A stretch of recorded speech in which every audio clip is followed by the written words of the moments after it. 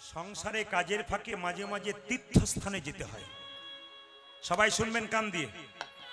সংসারে কর্ম করতে করতে ছুটি পেলে মাঝে মাঝে তীর্থে যেতে হয়। তীর্থে তীর্থে গেলে কি হয়, সংসারের আবর্জনা থেকে মুক্তি পেয়ে মাঝে মাঝে মনটা আমাদের প্রেম ভক্তিতে ধুয়ে দেওয়া হয়। একবার তীর্থে যাবেন, বাড়িতে এসে আবার মনে হবে আর এক বছর গেলে হয়, মন পরিষ্কার হয়। কিন্তু এখানে এতজন কীর্তন শুনতে এসছেন, তীর্থে যাবার পয়সা কারো নাও থাকতে পারে, তীর্থে যাবার সময় কারো না থাকতে পারে। তাহলে যারা তীর্থে যেতে পারছেন না তাদের ব্যবস্থা আছে। এই মেদিনীপুরে যেখানে আপনি বাস করেন, আপনার পাশের বাড়িতে কোনো বয়স্ক ভক্ত যদি তীর্থস্থানে গেছে, গয়াকাশী, বৃন্দাবন, জগন্নাথ, তিনি যখন ফিরে আসবেন জানতে পারবেন তিনি গেছেন তীর্থস্থানে। তাকে গিয়ে একটা প্রণাম করবেন। যদি প্রণাম করেন তাহলে তীর্থে যাওয়ার ফল আপনি কিছুটা পেয়ে গেলেন। যদি আপনার বন্ধু গেছে, আপনার বয়সের সমান দাদা ভাইরা, আপনি একটু আলিঙ্গন করলেন, তুই তীর্থে গিয়েছিলি, আয় একটু আলিঙ্গন করি, আপনি কিছু পেলেন। মায়েরা, আপনার বান্ধবী গেছিল তীর্থস্থানে, আরে আয় আয় একটু আলিঙ্গন করি, কিছুটা তো দিবি, হয়ে যাবে। ছোট বাচ্চা যদি যায় মায়ের কোলে, তাকে একটু প্রেম দেবেন, ভালোবাসা দেবেন, আপনার কিছুটা হয়ে যাবে। এই জন্য তীর্থে যেতে হয়। যদি না যেতে পারেন এটা করবেন। তবে মহাপ্রভু একটা দামি কথা বলেছেন, সবাই শুনে নিন, যে যদি প্রতিদিন কেউ 100 টাকা, প্রতি 100 টাকাতে কতটা রোজগার করবেন, এ কতটা জমাবেন, কতটা কি করবেন, মহাপ্রভু বলেছে। কি বলেছে? প্রতি 100 টাকাতে, প্রতি 100 টাকা, যত হাজার টাকার দিনের মাথায় আপনি কামান, প্রতি 100 টাকা 60 টাকা সংসারের জন্য লাগান।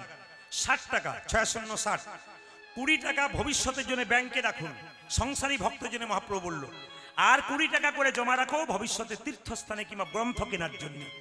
কিন্তু সবচাইতে লজ্জার ব্যাপার, প্রত্যেকদিন 25 টাকা সিগারেট খেয়ে নেয়, তবু 20 টাকা ভগবানের জন্য রাখে না। আমাদের লজ্জা হচ্ছে এইটাই। তো সুন্দর করে বোঝালেন মহাপ্রভু। তো সবাই লক্ষ্য করুন মায়েরা, বাড়ির তীর্থস্থান থেকে কেউ এলে তার পা ধুয়ে দিতে হয়। স্বামী যখন ফিরে এলো, কই গো দুরিকা, স্বামী তুমি ফিরে এলে কই, দেখি দেখি দেখি দেখি দেখি, তোমার পাটা ধুইয়ে দি। পা ধুইয়ে দিল, প্রণাম করলো, গলায় কাপড়টা নিয়ে। মায়েরা, যখনই কোনো শুভ কাজ করবেন, ধর্মীয় কাজ করবেন, সবাই আমার দিকে তাকান, যখন কোনো ধর্মীয় কাজ করবেন তখন আপনারা এই কাপড়টা, একটা কাপড় বা গামছা বা চাদর আপনারা গলায় নেবেন। যেমন আমি 2-3 দিন আগে আসামে ছিলাম। আসামে প্রত্যেকটি ছেলে মেয়ে কীর্তন শোনে। আপনারা দেখবেন এই যে চাদরটা, আমি আসামে বলেও এলাম, এই চাদরটা ওখানে মুখ্যমন্ত্রী গেলেও দেবে, প্রধানমন্ত্রী গেলেও দেবে, ভালো ভালো মানুষ গেলে ওনারা এই চাদর দান করেন। আপনি আমাকে দেখা করতেলেন, ফল নিয়ে এলেন, মিষ্টি নিয়ে এলেন, একটা উত্তরীয় নিয়ে এলেন। ওদের নিয়ম হচ্ছে আসামে যেই দেখা করতে এলো একটা করে চাদর নিয়ে এলো। এই চাদরটার দাম খুব বেশি 2000 টাকা কিন্তু ওখানে, কিন্তু চাদরটার মূল্য কিন্তু লাখ টাকার মতো। তো এই আসামের চাদরটা নিয়ে কেন, ওখানে প্রতিটি মানুষ নামাবলি নেয় না, কিন্তু এই চাদরটা নিয়ে গলায় নিয়ে আসে। কেন? যে আপনার মা মরেছে, বাবা মরেছে, বহু মানুষ সেবা করছে, আপনি গিয়ে কি বলবেন, ভালো হয়েছে। যদি নুনও হয়ে গেছে খাবারে, হ্যাঁ ভালো হয়েছে, তার মানে আপনি যে বিনয়ী ভাব দেখালেন। ভগবানের সেবা যখন করবেন, এখানে কাপড়টা কেন, বিনয়ী ভাব। তো স্ত্রী কি করলো, গলায় কাপড়টা দিয়ে পাটা ধুয়ে দিল, প্রণাম করলো। আচ্ছা মায়েরা, সবাই তো শুনলেন যে দুরিকা দেবী তার স্বামী কৃষ্ণমণ্ডলকে প্রণাম করলো। আপনারা যারা কীর্তন শুনতে এসছেন, তারা কে কে স্বামীকে প্রণাম করেন, একটু হাত তুলে দেখান।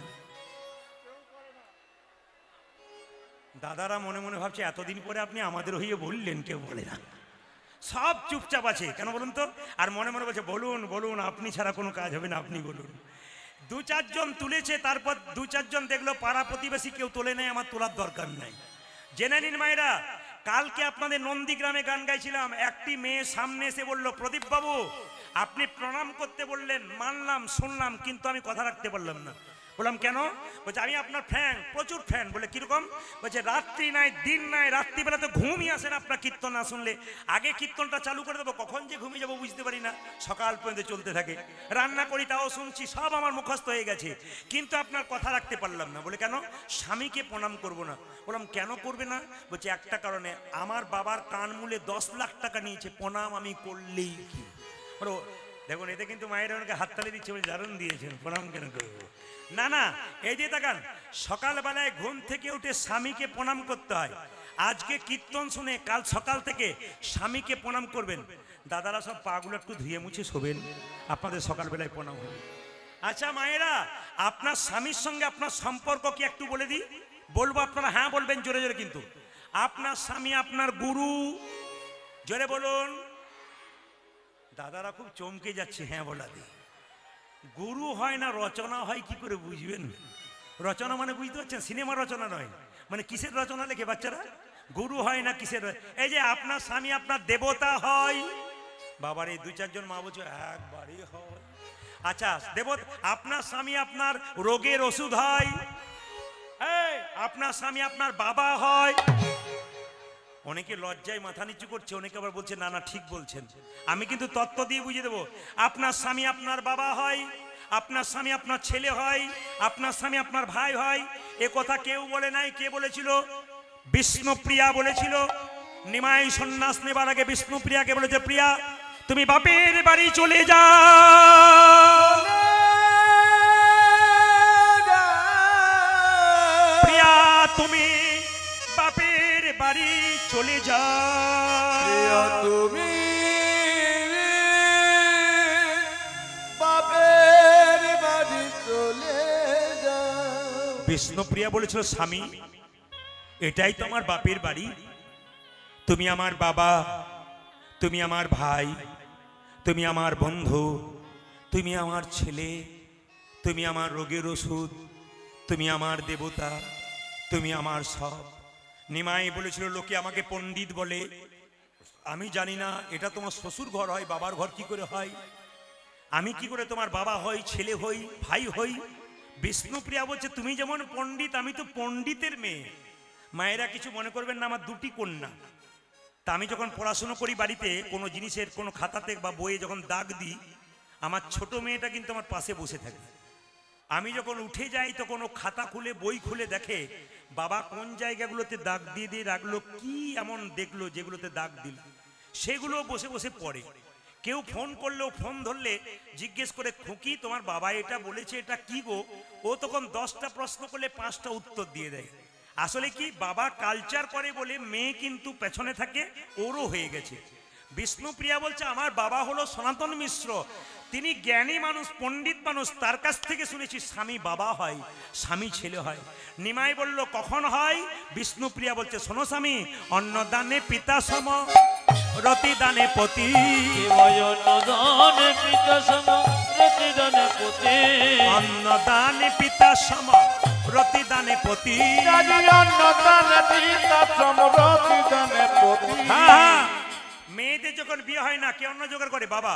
আর বিয়ে হয়ে গেলে কে দেয়? স্বামী। স্বামী তখন কি? অন্নদাতা পিতা। অন্নদানে পিতা সম, রতিদানে পতি। অন্নদানে পিতা সম, রতিদানে পতি।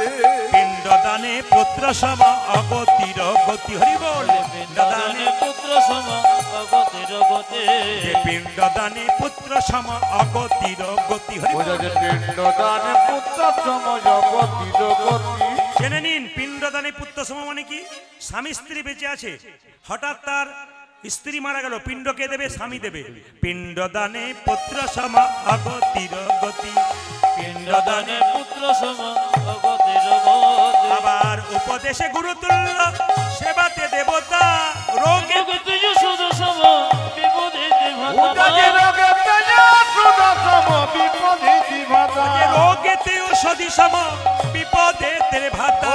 রোগে তেজ সুদ সম, বিপদে দিভাতা। তোমাদের পতি পুত্র পতি পিতা, পতি পুত্র পতি পিতা। পতি পুত্র পতি পিতা। উদারে পতি পুত্র পতি পিতা। পতি হলো পরম দেবতা, পতি পুত্র পতি পিতা। পতি হলো পরম দেবতা, পতি পুত্র পতি পিতা। পতি হলো পরম দেবতা, পতি পুত্র